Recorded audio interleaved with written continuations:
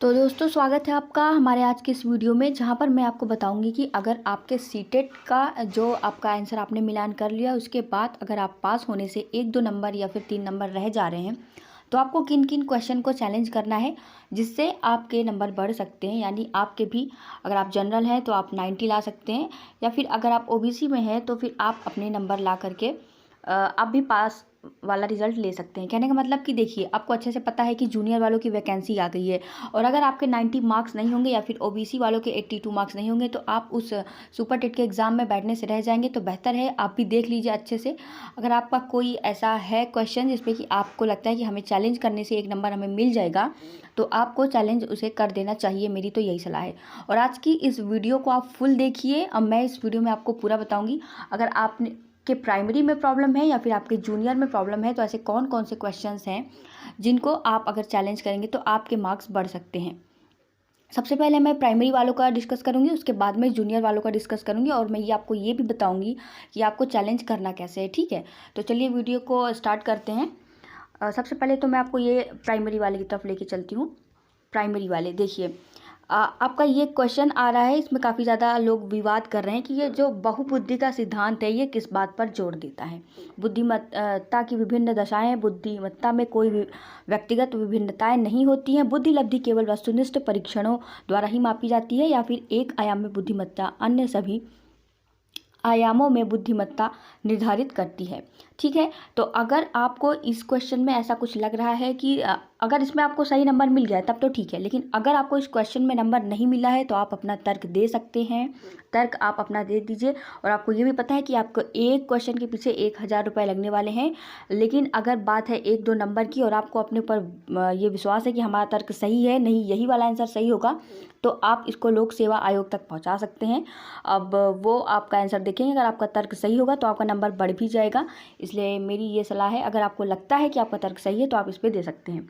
अब next question देख लेते हैं। अभी मैं देखिए सारे क्वेश्चन जो डिस्कस कर रही हूँ ये सारे प्राइमरी वाले हैं। इसके बाद में जूनियर वालों का बताऊंगी कि उनके ऐसे कौन से 5-6 क्वेश्चन हैं जिसपे वो चैलेंज कर सकते हैं, जिससे कि उनके नंबर बढ़ सकते हैं।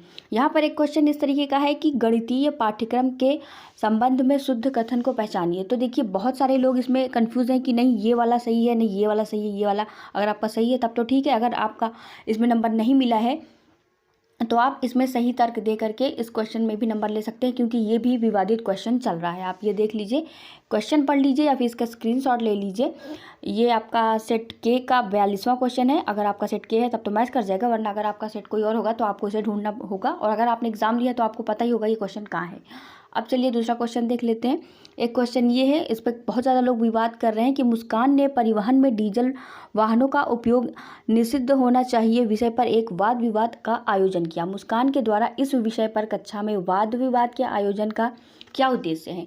तो उद्देश्य देखिए, ऐसे टाइम में ये सारे क्या होते हैं, तर्क वाले क्वेश्चन है भाई, कि इसका उद्देश्य हो क्या सकता है। उद्देश्य कुछ भी हो सकता है। आपको पता है सीटेट के चारों आंसर सेम लगते हैं, लेकिन आपको जो सही तर्क है, अगर आपको लगता है कि हाँ मेरा तर्क सही है, मुझे इस पर नंबर मिलना चाहिए, तो आप इस पर चैलेंज दे सकते हैं। नेक्स्ट क्वेश्चन मैं आपको दिखाती हूँ। उपाख्यान अभिलेखों में क्या नहीं दर्ज करना चाहिए? क्या नहीं दर्ज करना चाहिए, पहले नहीं को मेंशन कर लीजिए। और उसके बाद ये देखिए जो कूट वाले क्वेश्चन है भाई, इसमें आपको बताना रहता है कि ए सही है, ए बी सही है, या फिर चारों सही है, या फिर चारों गलत हैं, या इनमें से 2 सही है। ऐसे क्वेश्चन भी काफ़ी बार विवाद में चले जाते हैं, और इस बार भी इसमें शंका दिखाई जा रही है। अगर आपको इस क्वेश्चन में नंबर नहीं मिला है तो आप इसमें भी चैलेंज दे सकते हैं। अपना सही तर्क दे करके आप इस क्वेश्चन में चैलेंज दे सकते हैं।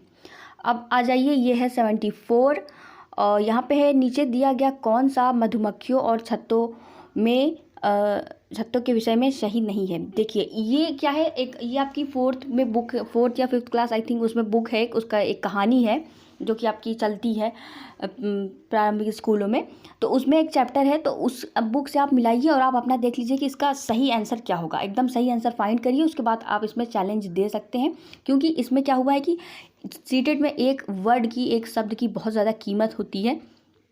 तो ये जो यहाँ पे केवल लिख दिया हुआ है, ये देखिए, इस केवल में काफ़ी लोग विवाद मतलब कि कर रहे हैं कि ये जो केवल लिख दिया गया है, क्या केवल कुछ न मक्खियों के लिए होता है ये? तो फिर इसमें थोड़ा सा डाउट चल रहा है। अगर आप चाहें तो इस क्वेश्चन में चैलेंज दे सकते हैं। इसके बाद हमारा नेक्स्ट क्वेश्चन है, निम्नलिखित में कौन सा एनसीएफ 2005 के अनुसार ईवीएस पाठ्यक्रम में सुझाए गए 6 विषयों में से एक है। चीज़ें जो हम बनाते हैं और करते हैं, चीज़ें कैसे काम करती हैं, पदार्थ, प्राकृतिक संसाधन। ये बहुत ज़्यादा डाउट वाला क्वेश्चन तो नहीं है क्योंकि एनसीईआरटी का है ये। सारी चीज़ें लिखी लिखाई हैं, आप पढ़ के गए होंगे तो आप सही कर पाए होंगे, लेकिन कुछ लोग इसमें आशंका जता रहे हैं। तो अगर आप चाहें तो अगर आपको इसमें नंबर नहीं मिला है तो आप इस क्वेश्चन में भी चैलेंज कर सकते हैं। इसके बाद हमारा अगला क्वेश्चन है, हाँ ये देखिए, ये काफ़ी ज़्यादा इसमें लोग विवाद चल रहे हैं कि देखिए यहाँ पे लिखा हुआ है महसूस और यहाँ पे लिखा हुआ है विचार। अब ये बताइए कि महसूस करना, अब लोग इसमें ये कह रहे हैं कि महसूस भी एक ही वही चीज़ है, विचार भी वही चीज़ है, लेकिन मेरा मानना तो यही है कि विचार जो है वो आपके दिमाग में आता है, महसूस का मतलब है कि महसूस का कनेक्शन कहीं ना कहीं आपके दिल से होता है। खैर वो तो बात की बात है। अगर आपको भी इस क्वेश्चन में प्रॉब्लम लग रही है तो आप ये वाला क्वेश्चन भी चैलेंज में दे सकते हैं। और आप यहाँ पे मैं आपको लगभग 7-8 क्वेश्चन डिस्कस करूँगी जिससे कि आप अपना नंबर बढ़ा सकते हैं। अगर आपके पास 2-3 नंबर की भी शॉर्टेज है तो आप यहाँ से अपना नंबर बढ़वा सकते हैं। फिर ये देखिए, प्राथमिक स्तर की पाठ्य पुस्तक में दिए गए प्रश्न को ध्यान से पढ़िए। अगर तुम पापा की जगह होती तो ठेला कहाँ लगाती, ऐसा तुमने क्यों तय किया। यह प्रश्न जुड़ा है किससे। अब ये है भैया चिंतन क्षमता के विस्तार से, बहुत ही ज़्यादा सोचने वाला, बहुत ही ज़्यादा तर्क करने वाला ये क्वेश्चन है, इसलिए काफ़ी लोग इसमें अटक गए हैं। उनको लग रहा है कि ये नहीं ये सही है, नहीं वो सही है। तो आप चाहें तो इसमें भी आप चैलेंज कर सकते हैं। अब ये ख़त्म हो गया। अब इसके बाद मैं आपको ले चल रही हूँ जूनियर के पास। जूनियर वाले देख लें जिनका जूनियर में कम है, क्योंकि भाई जूनियर की वैकेंसी आने वाली है तो बहुत ज़रूरी है कि आप 1 नंबर से तो बिल्कुल भी मत रोइए। आपको मैं यहाँ कुछ क्वेश्चन बताऊंगी, लगभग 4-5 क्वेश्चन। अगर आपको उसमें अपना सही तर्क देना है तो आप इस पर चैलेंज कर सकते हैं। कक्षा में प्रदर्शनों का उपयोग मुख्य रूप से शिक्षार्थियों को शामिल करता है। देखिए मैं आपको ये भी बता दे रही हूँ, ये जो क्वेश्चन है ये है सेट ओ का, ठीक है। सेट ओ का ये 69 क्वेश्चन है। जिनके पास सेट ओ होगा वो तो मैच कर लेंगे, वरना जिनके पास कुछ दूसरा सेट होगा, आपको अच्छे से पता होगा क्योंकि आपने दिया है एग्जाम, तो आप उसमें ढूंढ लीजिएगा। तो यहाँ पे चल रहा है भैया ये दृश्य श्रवण और गतिबोधक सीखना, श्रवण और गतिबोधक सीखना, दृश्य और श्रवण सीखना, केवल दृश्य सीखना। तो इसमें विवाद चल रहा है। अगर आप चाहे, विवाद क्या चल रहा है मतलब कि आशंका दिखाई जा रही है। अगर आप चाहें तो इस क्वेश्चन में चैलेंज कर सकते हैं। अगला क्वेश्चन है आपका, समावेशी कक्षा में पठन अक्षमता वाले विविध बाधित क्षमता के छात्रों के गणित अधिगम के विषय में निम्नलिखित में से कौन सा सत्य नहीं है।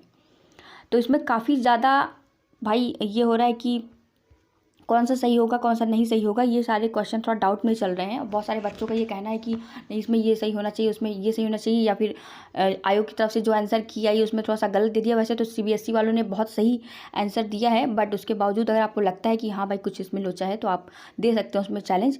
दूसरा है, दृष्टिबाधित विद्यार्थियों के लिए निम्नलिखित में किसका प्रयोग गणित शिक्षण अधिगम के साथ साधक के रूप में नहीं किया जा सकता है। समझ रहे हैं, इसमें लिखा हुआ नहीं किया जा सकता है। टाइल, जियोबोर्ड, जियोजेब्रा, टेलर का गिनतारा। तो ये क्वेश्चन भी थोड़ा सा लोगों को अंदर ये आशंका जताई जा रही है कि इसका कौन सा राइट आंसर होगा। अगर आप चाहें, आपको इसमें नंबर नहीं मिला हो तो आप इस पर भी चैलेंज कर सकते हैं। अपना नेक्स्ट क्वेश्चन चलिए देख लेते हैं। ये इंग्लिश का क्वेश्चन है। देखिए इंग्लिश के ये जो दोनों क्वेश्चन है इसमें लोगों का कहना है कि जो ऐसे देखिए शिक्षण वाले जो क्वेश्चन होते हैं और जो तर्क वाले क्वेश्चन होते हैं उसी पे आपका डाउट बनता है और उसी पे आपको ये लगता है कि नहीं ये क्या बोल दिया, हमारा तो मानना ये है क्योंकि ये तर्क वाले आंसर होते हैं। तो इसमें भी which one of the following is not advocated as an element for assessment in a poem. यहाँ पे ये क्वेश्चन पूछा जा रहा है, बहुत लोगों का कहना है ग्रामर है, वोकैबुलरी है, पोएटिक डिवाइस है, थीम ऑफ द पोएम ये हो सकता है। तो अब आपको इसमें लगता है तो आप इसको चैलेंज दे सकते हैं। एंड दूसरा क्वेश्चन है आपका सेट ओ का ही है ये, 139 का, a teacher asked her learn this. तो ये आपका क्वेश्चन है, आप देख लीजिएगा, मिला लीजिएगा कि क्या होगा, कौन सा टास्क होगा इसमें। थिंकिंग टास्क होगा, टास्क पूछा है तो बहुत सारे लोग इसमें आशंका जता रहे हैं। तो ये 2 क्वेश्चन हो गया इंग्लिश का। उसके बाद इंग्लिश का ही ये भी 2 क्वेश्चन है। ये 142 में सेट ओ का ये वाला और 143 में ये है, ये हैबिट वाला क्वेश्चन है। आप यहाँ से देख लीजिए, इसका अच्छे से मैं आपको टाइम दे दे रही हूँ, स्क्रीनशॉट ले लीजिए। अगर आपको चैलेंज करना हो तो आप इस पर कर सकते हैं। विच one of following components is a process in the top down approach is teaching learning of listening. ये देख लिए, ये भी एक वही आ गया, शिक्षण विधि अप्रोच वाला सिस्टम आ गया। तो इसमें भी बहुत सारे लोगों का अलग अलग तर्क है कि नहीं भैया ये हो सकता है, ये हो सकता है, ये हो सकता है। तो आपको अगर ये लगता है कि हाँ हमारा तर्क सही है, हमको तो यही लगता है, और सीबीएसई के हिसाब से उनकी आंसर की आपको लग रहा है कि गलत आंसर दे दिया गया है, तो आप इस पर तर्क दे सकते हैं। और आप अब सारे क्वेश्चन खत्म हो गए। अब मैं आपको ये बता देती हूँ कि आपको एक क्वेश्चन के पीछे 1000 रुपये देने होंगे। अब आप सोच समझ के इस पर चैलेंज कीजिएगा। अगर आपको पूरा भरोसा है, आपका 1-2 नंबर से रह जा रहा है, आपको लगता है कि हाँ मेरा तर्क सही है, तो आप 1000 रुपये दे करके अपने पर क्वेश्चन, यानी अगर आपने 2 क्वेश्चन के लिए किया तो आपको 2000 रुपये देना पड़ेगा। आप चैलेंज कर सकते हैं और नंबर ले सकते हैं। अगर जो प्राइमरी वाले हैं उनको कन्फ्यूजन है तो आप मत कीजिएगा मेरी सलाह से, लेकिन जो जूनियर वाले हैं, अगर आपको ये लग रहा है कि मेरा 1 नंबर से रह जा रहा है या फिर 2 नंबर से रह जा रहा है और आपका तर्क सही है, तो आपको तो डेफिनेटली कर देना चाहिए, क्योंकि इसके बाद जो है जूनियर वालों की वैकेंसीज़ आ रही हैं, तो आपको अच्छे से पता है आप उसमें बैठने से रह जाएंगे। तो मेरी सलाह ये है कि आप उसमें अगर आपका तर्क सही लग रहा है खुद का, तो आप उसका चैलेंज दे सकते हैं।